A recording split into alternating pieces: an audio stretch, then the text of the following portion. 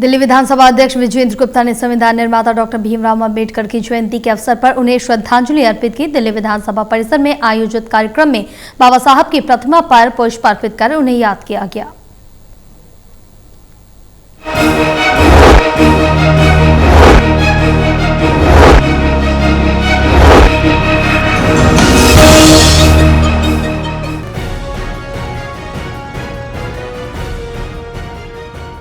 बाबा साहब डॉक्टर भीमराव अम्बेडकर की जयंती के अवसर पर दिल्ली विधानसभा परिसर में कार्यक्रम आयोजित किया गया। कार्यक्रम के दौरान दिल्ली विधानसभा अध्यक्ष विजेंद्र गुप्ता ने बाबा साहब के योगदान को याद करते हुए कहा कि ये दिन देश के लिए पवित्र दिन है। उन्होंने कहा कि आजादी के बाद देश को जो संविधान मिला वो बाबा साहब के प्रयासों का परिणाम है, जिसे 25 नवम्बर 1949 को राष्ट्रपति डॉक्टर राजेंद्र प्रसाद को सौंपा गया और 26 जनवरी 1950 को देश गणतंत्र बना।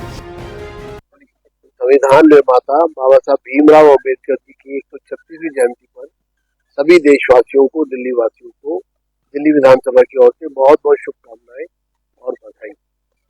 यह दिन एक पवित्र दिन है जो भारत की जो स्वतंत्र भारत को आजादी मिलने के बाद जो अपना संविधान बना और 25 नवंबर 1949 को जो संविधान बाबा साहब ने तैयार किया उसको राष्ट्रपति डॉक्टर राजेंद्र प्रसाद को सौंपा और उस दिन के बाद 26 जनवरी 1950 को भारत एक गणतंत्र के रूप में स्थापित हुआ। बाबा साहब के दिखाए हुए मार्ग पर यह देश आगे बढ़ रहा है। विजेंद्र गुप्ता ने कहा कि बाबा साहब के दिखाए मार्ग पर देश आगे बढ़ रहा है और समरसता व समानता के उनके विचार आज भी प्रासंगिक है। उन्होंने प्रधानमंत्री नरेंद्र मोदी के नेतृत्व में 2047 तक विकसित भारत के लक्ष्य को पूरा करने का विश्वास भी जताया।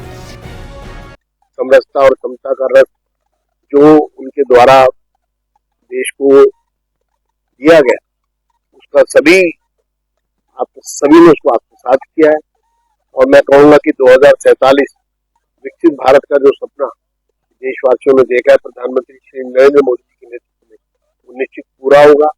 और मैं ये कह सकता हूँ कि ये आज़ादी हमको किसी ने भीख में नहीं दी, उसके लिए हमारे स्वतंत्रता सेनानियों ने संघर्ष किया। उस सपने को पूरा करने के लिए बाबा साहब भीमराव अम्बेडकर ने जो संविधान तैयार किया। इस कार्यक्रम में दिल्ली विधानसभा अध्यक्ष विजेंद्र गुप्ता ने बाबा साहब की प्रतिमा पर पुष्पांजलि अर्पित कर उन्हें नमन किया और इस मौके पर बड़ी संख्या में अधिकारी और कर्मचारी भी मौजूद रहे। सहयोगी शूरवीर के साथ दिल्ली से विशाल सिंह की रिपोर्ट।